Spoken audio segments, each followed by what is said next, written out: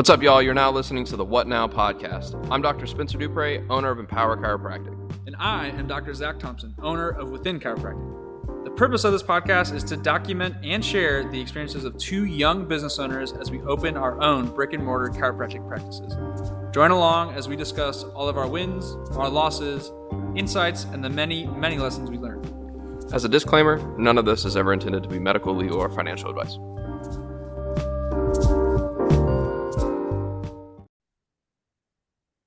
Yo, what is up, everybody? Welcome back to another episode of the What Now podcast. I'm one of your hosts, Dr. Spencer Dupre with Empower Chiropractic, coming off a fresh rebrand, and I'm here with OG homie Zach with Within Chiropractic. What's up, Zach? And we have an awesome guest. So, Zach, tell us what we're getting into today. Yes, sir. Yes, sir. So we are joined today by the one and only Dr. Lona Cook, who graduated from Northwestern Health Sciences University in November 2009 and opened her first practice in January 2010, which is one of the fastest turnarounds I think I've heard. But she opened her second practice in 2013, her third in 2017, and her fourth in 2019. And she's been in practice now for 13 years.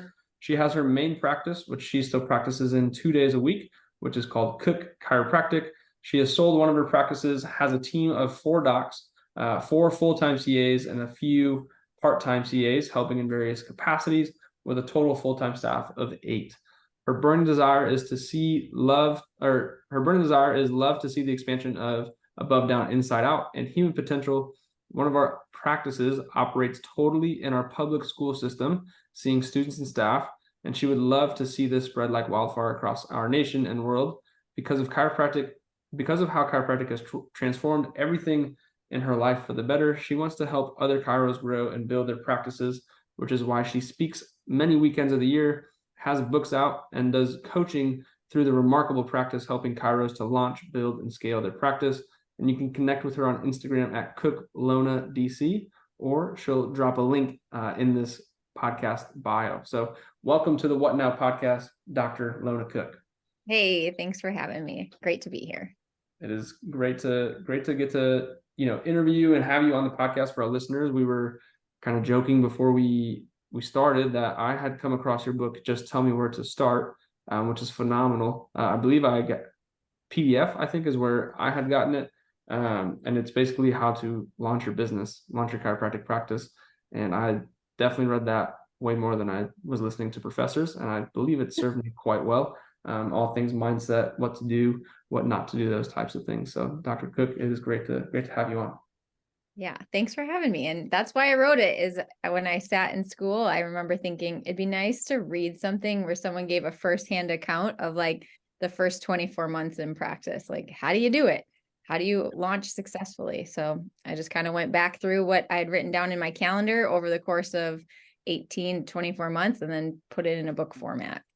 And I think it's kind of what the premise of this podcast has been, where I think you even mentioned it in the book, as we have mentioned, where you talk to a lot of the mentors or the speakers on stages of how to start, and they've launched their businesses 15, 20, 25 years ago and don't really know what it's like because each time, every, different season, different parts of the world is different, right? And so what someone did to open 20 years ago wouldn't necessarily work today, versus in 20 years from now, Spencer and I won't necessarily be able to pour into someone opening their business. So it's definitely has a great premise to it, and definitely something that inspired me to ask Spencer to do this podcast. So thank you for that. Of course. All right. Well, I think that's a really good way to get into our first question. So, like, obviously, if you want to know where to start, read the book. But what is the most important thing that you can take away from Just Tell Me Where to Start? Well, I hope part of what you take away is that you can do it too. If that's your desire to launch a practice, like, listen to yourself on that. Get great mentors, but there's a lot of people who want to tell you you can't do something, and they maybe have good intentions for why they tell you it, but you got to listen to yourself. And I think most of us need to learn to protect our mindset in that beginning. Maybe you're asking your family or your friends what they think, but they don't necessarily know what you have within you and your capacity. And if you have this desire to serve chiropractic and own your own practice, then like find those who are going to pour into you and help you shortcut things so that you don't have as many hard knocks. It's a gritty beginning, usually in the beginning. But you can do it. You can do it. So that's what I hope you get from it, is that, it doesn't always have to look pretty. In fact, you're going to be scrappy most likely. But you can launch and you can open successfully and you can pay back debt. And I lay it out there. That's awesome. So something that came to mind, like whenever you're saying that about, whenever you first start, you're like scrappy. You're like, man, I just got to get something going. And I think one of the biggest like forks in the road, I think that we all run into is like insurance versus cash. So like, what's your perspective on that, and what's your take on that? Like, what do you do personally, and then where do you see that being pertinent in the startup phase? Like, is it a pro to take insurance right out the gate? Is it not? Yeah, I think it's a regional question, really. I think students come out of school, especially if they're fairly principled, and this is a great thing if you're principled, thinking like, there's no way I'm going to take insurance. Like, I don't want to deal with it. And that's okay. There's nothing wrong with that.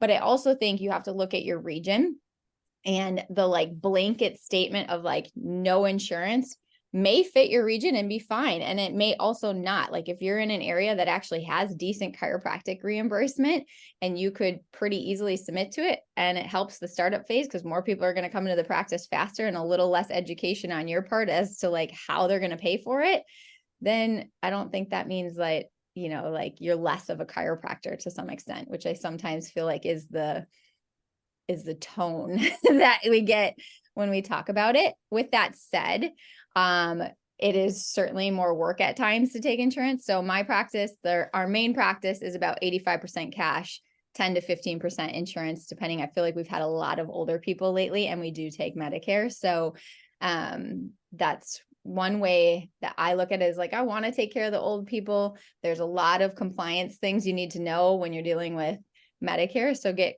tapped into your state to learn some of those things. But, yeah, I don't think a one size fits all fits there. I think the more principled you are and the better communicator you are, the better chance you have of, in the beginning, learning how to communicate the value, as well as you're going to have to learn how to communicate, regardless of if you take insurance or not. You're going to have to communicate like what benefits are. So people have no clue most of the time. They think, oh, maybe my insurance covers it. And they have like a $12,000 deductible. So they're a cash patient. They just don't know it yet.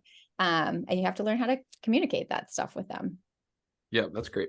I know it's definitely something, as a startup, you hear all the time with new patients, or they call in the office and you ask your CA like, oh, did they, sign up for an exam? It's like, no, we don't take insurance. So they didn't want to come in. And so it's like, okay, how do we kind of educate? How do we go through that process and things like that? So how do you, really two questions. Going back, you mentioned the grittiness and that scrappiness. For you, what did that look like in those first 2 to 3 years to really let your office take off? Like, what was scrappiness? What were you doing on weekends? What were you doing weekly? I saw your facial expression definitely changed. So what did that look like, and what should someone expect to do from a scrappiness and grittiness level? Yeah. So I've launched 3 practices in 10 years, and a practice that operates out of the public school system. So like, scrappiness has been our middle name. And I'm actually trying to teach myself that, like, bring that nervous system down a little bit. Like, we're not in that phase anymore. So I can speak to that because I've lived it for a long time, and I've taught my partners how to live it, because I do think a launch, in my mind, where you're very mindful of like every debt you take is also, what you got to pay back before you're like cash flow happy. Right. And so I think number one, it's first got to start with your vision. Like, you got to get crystal clear on that, and you cannot hack a vision. So if you don't see what you're going to create, that needs to be what you're going to town on. And how do you get vision? Well, you get it by going in places, seeing practices that you want to emulate, and mentors that you want to like kind of embody. We all wear our mentors' clothes for a little while, and we maybe even speak like them until it becomes our own. And that's, I think, part of that is like that willingness to like get around people that are going to like fill your cup up so you can go in and then kind of carry your shoulders a little differently because you're like, yep, I'm clear about what I'm trying to create here. And then as far as like the day-to-day, it's like you're wearing all sorts of new hats, you know, up until for most of us, we've been students. And so when we launch, not only is it the first time we're like kind of not following the pack, but we may be like the first time in business, the first time being someone's boss, the first time marketing, the first time being the doctor. And so there's a lot of newness and you're going to be living outside your comfort zone like it's your job. And so that would be the first thing that I would recommend is that whatever you're comfortable with right now, you just get comfortable being in the uncomfortable, and you'll be pleasantly surprised how fast the things that felt uncomfortable become pretty normal and pretty easy, because you're going to keep pushing that line back. As far as like, I remember sitting in my first like Rotary meeting in the beginning, and everybody's like 30 years older than me at least. And someone pulled my chair out for me. I'm like, I like these guys. Like, this is great. And, you know, just like not knowing what I didn't know and, you know, just having a smile on your face. So I think most of success is showing up, and whether that's showing up in the office and, you know, being there with energy, whether it's showing up at, like I said, the Rotary, the chamber, the like different events that you can be at, smiling, bringing your energy to it. The more you can learn about energy, if you're on my website, there's a link there too. And if not, send me a message. It's called the 12 laws. If you learn about universal law, that teaches you everything you need to know about energy. You cannot hack energy either. So if you don't want to be there, well, probably likely you're not going to get a lot of good reciprocal action happening from that. So in the beginning, like part of being scrappy is realizing you're in a popularity contest. And so the more people that can, you know, meet you, know you, see you on things, whether that's digital, in their face, like you're showing up at events, you're maybe out, you know, giving a talk or whatever you're going to do. Like when you hear someone say like, oh, I see you everywhere, you're like, yes, like this is what I'm trying to accomplish. And to know that some of what you're planting seeds for, you are not going to reap that harvest for years to come. And that's okay. It's a long game. We're in a long game here. And so don't get down on yourself. If the start is a little bit slower than you had hoped for, just keep churning, because that's where the grit comes in, is like each day starts to build momentum. And eventually you're going to create something that it is a force to be reckoned with, because you've planted those seeds. Yeah, no, that's super good. And then there's so many different avenues we can go off that. But I am curious. I love marketing. That's one of my favorite jams. But I would have to imagine 12 years ago when you first started, there was no Facebook, there was no TikTok, there was no Instagram.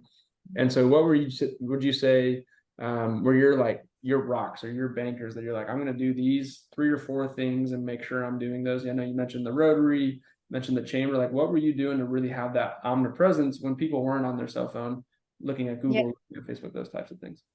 Well, there was Facebook. I'm not that old. But when we put content out on Facebook, we definitely did that. Had our website, try to have that where you're getting a Google listing. That was all there. But a lot of it was showing up at stuff, you know, so making sure that, where the movers and shakers in your town are showing up, you're generally going to be one of the youngest people there, because a lot of those are more old school, but they're the people who are literally supporting your town for the most part, in how the like business ecosystem works. So I still wouldn't not go to those things. Now, you're not going to like live at every meeting that exists, but I'd pick 1 or 2 and make yourself, especially if you're not from that area, so you can start to like figure out who's who, and see how like everybody gets interconnected depending on the size of the region you're in. Other things I would do is like give free talks places, you know, whether that's at a restaurant where you can like buy coffee for people.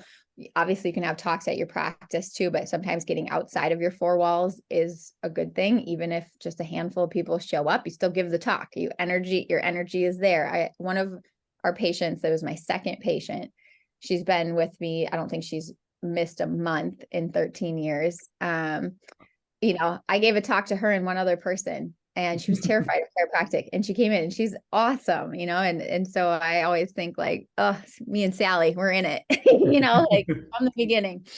So yeah. That's really cool. Mm-hmm. I'd like to hear a little bit more about the public school system. My practice is like very family kids driven. And I'm like pretty present in the middle high school scene right now. So tell me a little bit about how you got like into the school system to like directly work with them. I would love to hear that. Yeah. Well, okay, I'll try and give you like the condensed version of it. So I was at a New Beginnings seminar out in New Jersey. And if you haven't been to that, it's a great place to just continually get like on fire for chiropractic. And I still go usually once a year. And someone had said, they were kind of walking everybody through this visualization of like, what would a community, what would a world look like if the average person knows what you know? They take care of their family the way that you take care of your family. They know the chiropractic lifestyle, so much so that kids are actually encouraged to get checked and have to sign a paper that they've been seen by a chiropractor before they start kindergarten. And I remember thinking, I don't think that's going to happen. Like I had this like negative thought after he went through this like visualization. And in the next sentence, he said, if you're one of the people who can't see it, shame on you, you're part of the problem. The drug companies don't have problems thinking this big for our children. So why do we? And I was like mind blown, it's like, yeah, where do our thoughts exist? They exist in the ether, and we all are kind of like walking tuning forks. And if I can't see this, I am part of the problem, because I'm not like transmitting the fact that chiropractic can grow bigger than where we're at right now. And so I went back to practice. I think another year went by, but that thought definitely marinated with me. And so I started to like feel this urge to reach out to the superintendent specifically and say, what do you think about bringing chiropractic in for your staff? So I started with the staff, and, we connected back and forth for a little bit. She kind of passed me on to the HR department. We had some conversation. She started to invite me to like certain meetings where, I sat and listened to flu shots and other things like that they were talking about, and just kind of kept my mouth shut and listened, because they knew that I was like offering that we would bring like portable chiropractic tables and migrate around the district. So anyways, after enough hoops were jumped through, they decided, yep, they were going to do it. So we did a year of bringing like tables and forms and all the stuff to each school. We're in a Division I school here just for the staff. It was a slow start. A lot of staff I saw in the office already. So it's some of the time I was like, what am I doing? Why am I doing this? But after a year, the pupil services director, who is one of the admin, said, hey, we'd like to do this with the kids. And I said, okay. And she's like, I'm telling you, we want to start. Like, what do you say? And I was like, okay, let's go. So I called some mentors, just wanted to make sure I had my I's dotted and T's crossed, since we were doing this all in a public district. And we started at the school that's closest to the practice. It's also the most underserved school. And they sent forms home for a bunch of kids that they said, like, we'll try anything with these students. Like, they're struggling, some of it being, physically, some of it being mental, emotionally, all of that. And after we did kind of one iteration of care with them, the SPED teachers or the special ed teachers said, we want to keep this going. We want you to come back. And so it really has grown from there. So now it's a full-time practice for Dr. Amanda. She sees hundreds of kids a week in the school. She also has a built-in brick and mortar spot in the HR department with all of, the chiropractic things that you'd have in a normal practice. But, that's many iterations down the road that we got to that point. But it's been something that now we actually are consulting for 2 other districts that are about an hour from here, and they're getting this started with chiropractors in their area. So it's pretty cool to see how this may grow, because I think if PTs do it, why not chiropractic, Yeah, that's amazing. That's like literally the most radical shift that we could ever have, like in kids' lives. Like seriously, like, man, if I was checked by a chiropractor whenever I was a kid, like all my like everything would be different. So yeah, that's our vision now. So that's probably one of the most like exciting projects we have going, and we're trying to steward it in a way that we realize this could be transformative, not only for the school system, but for chiropractic. Because all of a sudden, if all big schools want chiropractors either contracted for them or employed by them, like we're not ready as a profession. We need more chiropractors. We need more people who understand vitalistic chiropractic. We need more practices that are big enough that they can facilitate this. This is part of how I got into coaching for TRP, because they made such a radical shift for me, getting infrastructure built out in my practices so that we could grow this thing to the level that it's at. That I was like, okay, this is on my heart to help more practices get ready to do something like this. So that's really cool. That's really cool. Man, yeah, I definitely want to stay connected with you after that. Because that's been like something really big for me that I also feel like has been on my heart, to be like, man, like I really need to get into the schools. Like that's where like it really needs to happen, because it's like these are the teachers that see like all these things. And I mean, like in a family practice, we end up being people's like last resort. They're like, oh yeah, my kid was kicked out of school. Like the school said that he couldn't manage there and all that stuff, because he has this all these like this literally they're subluxated, and like they're just so radically subluxated that their nervous system cannot handle the stimulus of school. And so then they're like, oh man, this is a bad kid, and they send them home. Then the kid gets lonely, they grow up to be a depressed teenager, then they're an angry adult, and it's just all of these things. And so man, that's amazing. So I'm super inspired about that, and to hear somebody doing it fires me up. And Heidi Havoc, which you guys probably know who she is, she's the research team out of Australia and New Zealand. She is writing our research. So right now we're wrapping up. We just sent them money to wrap up all the data we've been collecting the last few years. And then the proposal will be that we'll actually do like a double-blind research study probably in 2024. So we're trying to steward this thing in a way where we've got like data, and we've got also like testimonials, if you will, as well as like, how do you actually boots on the ground do this? And it's not different than a normal practice launch. There's certain things that are different, don't get me wrong, but on some level, you're educating people, you're showing up, you're, going through the like process of onboarding. It's just the beginning parts of it are different for sure. Yeah, I'm super excited for where the profession is going. I just spent the weekend with Simon and Jen, with they were Simon and Jen Floriani. They were talking about all of Heidi's research, but we'll sidebar that and we'll get back to okay. Sounds just tell me where to start. All right, Zach, what you got? It's really cool to hear, shifting generations like that. That's actually my practices. That's our mission statement, is to develop generational health. And giving office tours, we're not necessarily seeing as many kids as probably y'all's practices, Spencer and Lona, but it's definitely something that we hold the vision for, is for kids to see that their dad and mom aren't going to, the medicine cabinet for their headache or those types of things. And we talk about that on our office tour, but to hear that, I would just be, is there a website or something that we can go and just like see the testimonials that students and that parents and that teachers are seeing? And if so, we can definitely drop that in the show notes for our listeners and stuff like that. But you did mention, working with a remarkable practice. I know that's a coaching group, or probably not a management group or anything like that, but when did you start working with them? What first made you want to start working with them? What did that process look like? And now you're coaching for them, so you've really gone like full circle. Take us through that journey, what it's been like to have a coach and a mentor like that. Yeah. So I've had various coaches throughout the years, and honestly, I think coaching has been a huge shortcut for me, getting good coaches that were solid for what I needed at the time. And I think finding who you resonate with and also who's going to hold your feet to the fire is a really good thing.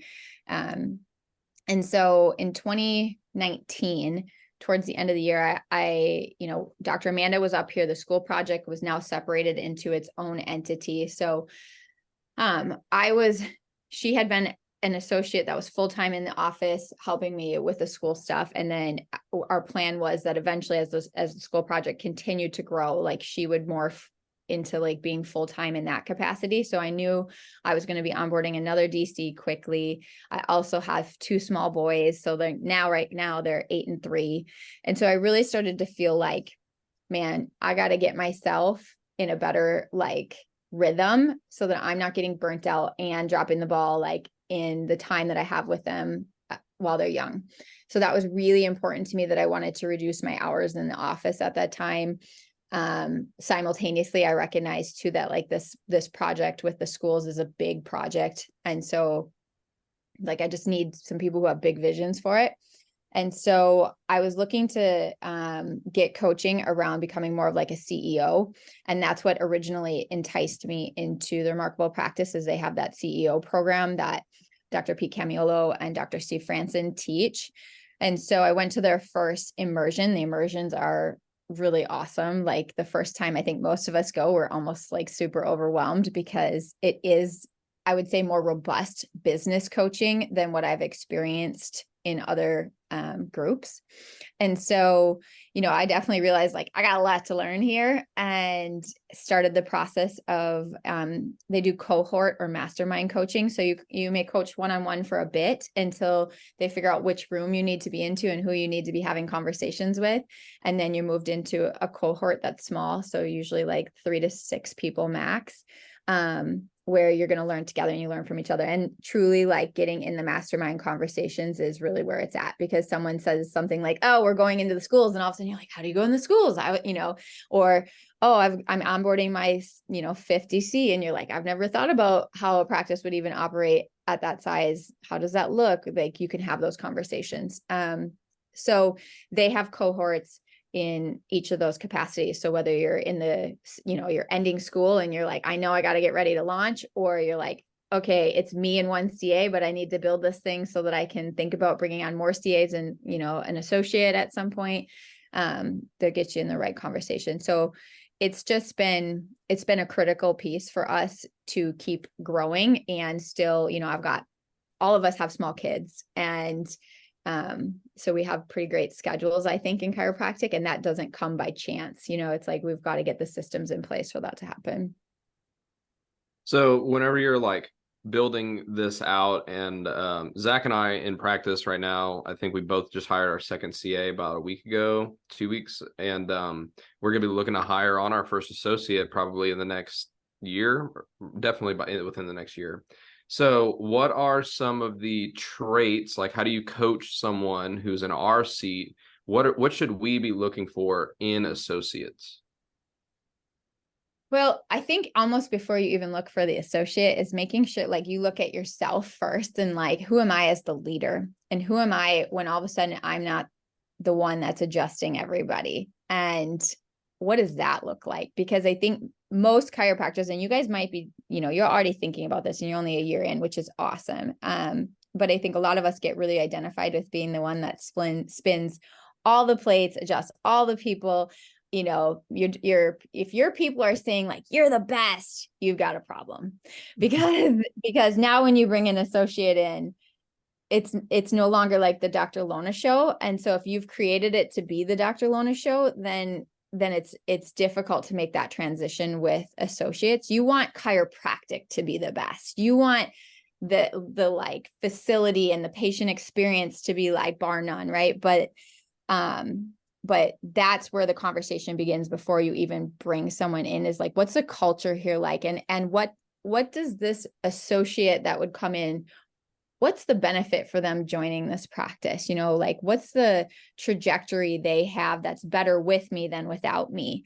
That's the questions I would start with. And then one of the things that I think TRP does amazing at is whether we're talking about CAs or associates, is really getting crystal clear about what type do I need, because, for instance, we are all wired in a way where we've launched practices, and we want to probably keep growing practices in a way that might not be the average person, because that's how our brains are wired. That's what we like to do. Whereas someone else is like, I do not want to open my own practice. I want to be part of a team. I want to take care of people. I want to hold the babies. That's what I'm really into, is the patient experience and giving the best adjustments. Right. So that's a different makeup of a personality than probably the three of us. And so that's part of getting clear on, is who am I looking for? Am I looking for more of a builder, or am I looking more of a like a patient care doc? Because they're not that you couldn't have both, but generally you're going to have some different wiring there. Same thing with your CAs. Like, am I looking for someone who's more methodical and organized, or am I looking for someone that's like the life of the party when people walk in? Again, generally they're a little different wiring. And so I think the delineation in TRP, they talk about your organizational chart, like who's responsible for what and what's their like characteristics that you're looking for if you're attracting the ideal candidate for that. That's really cool. And with that, I know you mentioned, making it where it's not the Dr. Lona show or the Dr. Zach show. If that, if you're noticing that, what are ways to deconstruct and almost not necessarily revamp or restart, but what are systems and tools that you utilize to make it where it's about chiropractic and not necessarily about the doctor? Yeah. So I think it starts, right from the beginning of just making it about chiropractic. It's like when they, praise you, for instance, for like their improvements, it's like, isn't chiropractic amazing? You've done so great at making it in for your adjustments. That's why you're getting these results, so that you're putting it back on them, like that they're involved in the healing. It's not that you did it for them, which is just philosophically aligned also for like, but we need to sometimes underline that. And then I think when you do onboard someone, so hopefully you've kind of started that, let's say 6 months out, where you're really starting to change. Now, yes, of course, you're going to have some people who are like diehards, like they want you and only you. And the way that we've always done it is we share. So like, there's not Dr. Lona's patients, there's not Dr. Danny's patients, there's not, at any one point you could be adjusted by any of us really. So once that person is going to be onboarded, you're pre-framing that.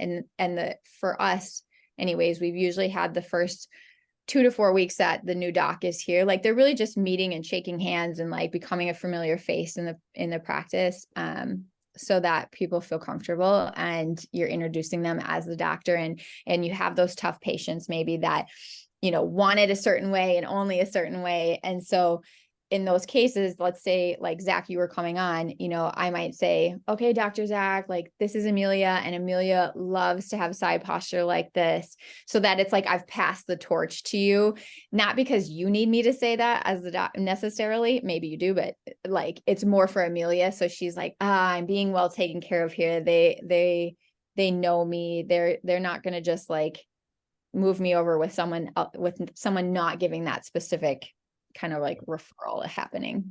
I know it's like something one of my coaches had talked about, where even like you had mentioned, like where you're like doc to doc talking about the patient, but also like doctor to CA, like any handoff where it's like, hey, let's get Amelia signed up for 3 visits next week, versus telling Amelia, hey, go sign up for 3 visits next week. 100%. There's something like psychologically that starts to happen where a patient starts to hear you talk about them, where they feel a lot more comfortable, which to me is really interesting.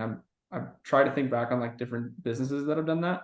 And I've never really experienced that type of, I guess, care. But it's just a really interesting concept that I've already noticed, they feel more empowered as we've implemented that in the last like 2 weeks. Yeah. No, I think that's critical. It's great for your CAs too, because then they're the ones that now hold the like baton, if you will, instead of it being kind of like less powerful. The art of pre-framing with anything is gold. So, most people will go along with almost anything as long as you tell them it's going to happen, so most of the time, if it's, when I said like, you got to get clear on your vision, this is true every day, right? So like, if you're making a change, it's got to be clear in your mind. Or like, if, for instance, sometimes we have open style adjusting here, right? And so sometimes I'll get docs asking, oh, like, don't you think the patients are going to have a problem with having the open style adjusting? I'm like, they're not going to if you don't, like if it's not in your head floating around as a question, they're going to be fine with it, so yeah. What are other ways that you are pre-framing? Is it, with referrals or with continuing on to maintenance / wellness care? Like what are some real token ways that you're making sure that both you and your staff are pre-framing for the best development? I think when we train, we're just always talking about like, let's make sure that we're articulating what's going to happen before it happens. So, if we're training on day 1, every step of day 1, we're like, patient walks in and we're like, follow me, you're going to sit right here. And we're going to, finalize this little bit of paperwork. And then then when you're done, you're going to come up here to the front desk and I'm Tori. So just make sure you find me and I'll take you to the consultation room, so we're always like a step or two ahead of them. So they're not like sitting there like, oh, I finished my paperwork and nobody said anything to me. And now I don't know who I'm supposed to talk to. Are they going to come to me or what's going to happen next? Or like when we put them in the consultation room, they watch a short video, but we tell them like this video is 4 minutes long. We don't say short video usually because they don't know if that means 8 minutes or 2 minutes, so we're just clear. And then same thing, like Dr. Danny will be in 4 minutes, this gives them a chance to look at your paperwork. Thank you for filling that out so thoroughly. Where you're just underlining things. And so that can then be continued on to like visit by visit, so if day 2 is the report of findings, we're going to like lay that out. For instance, when I'm wrapping up the day 2, like you guys just brought up, we'd say, okay, Amelia, I'm going to go up front with the gals up front. Michelle's going to help you with scheduling this out and she'll firm up the financial end too. So great to see you. I look forward to seeing you back on Wednesday. So I'm just, again, telling her exactly what's going to happen. You're going to be adjusted in this area next time as we walk by the open area. We're just kind of dripping these things along so that there's not surprises. Yeah, that makes a lot of sense. I feel like, we wouldn't like to be blindsided, and how awkward it feels like when you're in a new place and you're like, I don't know what's going to happen next, except this time it's like with your healthcare, right? And like, there's always that, like, whenever you grow up going to the regular doctor, like there's always that insanely long wait where you're just waiting in this room until somebody comes in and then they burst into the door and you have no idea what they're about to do. And so I think that's super important. And yeah, so like going back to like deconstructing, so like to give you some context, my practice, we just rebranded to have like a clear vision on it. It just makes our logo and all of our branding just like a lot more clear. Like we are family care in Texas, like that's it. And now that I'm like building out this new space, how do you go from like, okay, I have this like small little tiny place, this like my scrappy little practice into like, this is my nicer practice. What does that transition look like?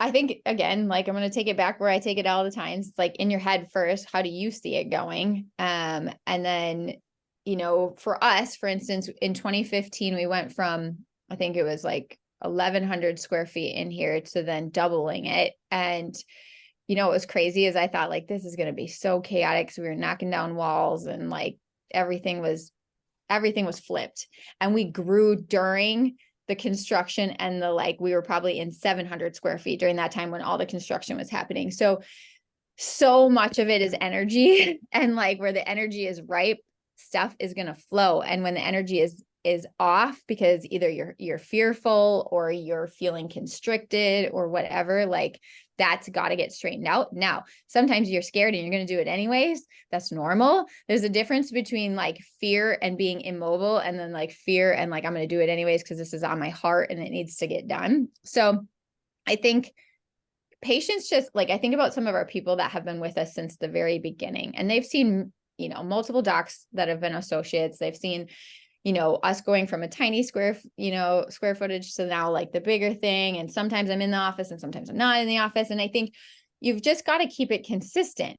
Now, with that said, you're growing as they're growing. Like if I think about the conversations I can have and how I could ninja conversations now versus like back in 2010, like it's a completely different practice, 100%. But I'm here and they know I've always cared about them. And like what we stand for really isn't so different. It's just our capacity is different. And so I think that's where like, it's really not that different. I've had this vision all along. I just didn't have the capacity when we began. And now as you pour into yourself and you pour into your staff and you pour into, expanding this vision for yourself. And then the square footage actually expands, that's where things get fun. It's a game. It's a game. Yeah, man, that's good. Yeah, that's definitely how I would describe it. Like it's like the vision has always been there, but the capacity, like both monetarily, energetically, knowledge wise, has just not been there. And as you grow, like it's just like, well, the next thing is just bigger and the next thing is just more, like, of course. And you can feel like if I don't lean into that, then we're gonna go the opposite way. So definitely something, from a vision standpoint, Spencer and I kind of joke a lot where we did a year-long planning, or like plan out your 2023, and we both hit like the new patient and the patient visit like 7 months into it, which was our first year in, which was awesome. And I know for me, I stumbled because I didn't have that next vision. And so really honing in, and it's because I had stopped, I realized I stopped journaling, 2 months prior. And so I wasn't like looking at my notes and being like, oh crap, I'm already here. Like, I don't need to keep writing this goal down. I've achieved that goal. I just want to underline that. That's so good. You said right there. That's everything. And people will skip that part and then wonder why they get what they get, Yeah. Oh, so good. And I want to underline too, that like how you feel about your practice and yourself and money is how you're going to feel about your practice and yourself and your money, probably at almost any level. Because this is an internal thing. This is the external follows what's happening on the inside of you. And so, do we still have financial decisions that make me feel like, yeah, of course, they're just at a different size than they were, in 2010. And so that's where you get the mentors around you that help you realize like, this isn't actually the problem you're looking at is the small problem. The bigger problem you have is like, if you don't make this decision, where have you stunted yourself, and that's where being around people who have done it before you can help you shortcut things where you're not playing like, oh, I got to hold on to this, misering this money instead of spending it on the associate or the build out or tearing down a wall or, whatever needs to happen. And with that said, being smart with your money, like understanding debt and what that really means in your life, and when should you be using debt, and also when should you be hammering it, Yeah, and that's definitely a rabbit hole we can go down. But I know as we're wrapping up, this might be an even bigger rabbit hole. But like I mentioned, I noticed I was getting into this rut, right, where I wasn't writing my goals and stuff like that. And one thing I've noticed, and I've noticed it amongst a lot of my peers as well in similar situations, we become very compressive, right, where we start to really try to force things and will our way. And I know you're big on energy. I see you lighting up. So can you talk about like in that startup phase, the difference between being scrappy and gritty versus being compressive and willful, and what it looks like? Good word choices. I think it comes down to like starting to really know thyself. And if you've lived in a contracted state for a long time, you may not know what we're talking about right now because everything feels forceful. And sometimes the actual, and this sounds nebulous, and it is nebulous because no one can do this work for you. But when you really like get quiet with yourself and ask yourself, what do I want? Not what does someone else want from me? Not what I think I'm supposed to say, like, and this is where like practice, we tell people like your body heals above, down, inside out, or maybe we don't tell them that, but like if you get into like chiropractic philosophy, like everything's happening through you. Well, your practice is happening through you. So when, you feel that grit, the grit may look like I'm going to show up to everything I can show up this week. Even when I remember having like, I think mono in the beginning of practice. And I was like, frick, I'm showing up. Like, I don't have another choice right now. I'm going, and now we could argue if that was always the best choice, but versus like feeling desperate, right? Like I was showing up because I was like, no, I'm building this practice. I don't feel great, but that's okay. It's a choice. And versus like looking at people like their money because you're so desperate. That's a different energy. And so a book that I would highly recommend looking into is David Hawkins' work, Power versus Force. You don't even have to read it cover to cover, like just get the like spark notes of it and understand that like when you're in fear or grief or shame or guilt or apathy is a big one. You are in a contracted state. People don't vibe like low vibration vibes with low vibration. And if you can get yourself to neutral or courage or willingness, like I have the courage to build a practice. I have the courage to train a CA. I have the courage to talk to somebody who looks like they could use help. That's expansive.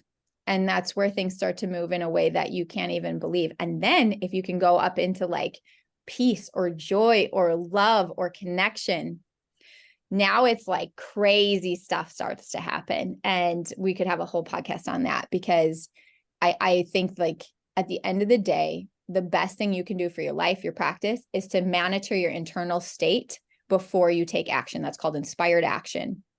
And if you can get your cork to float before you go out and market, or before you like walk, into those doors of your practice, and then train your team from that place, or then make some phone calls, like things are going to happen. Man, that's so good.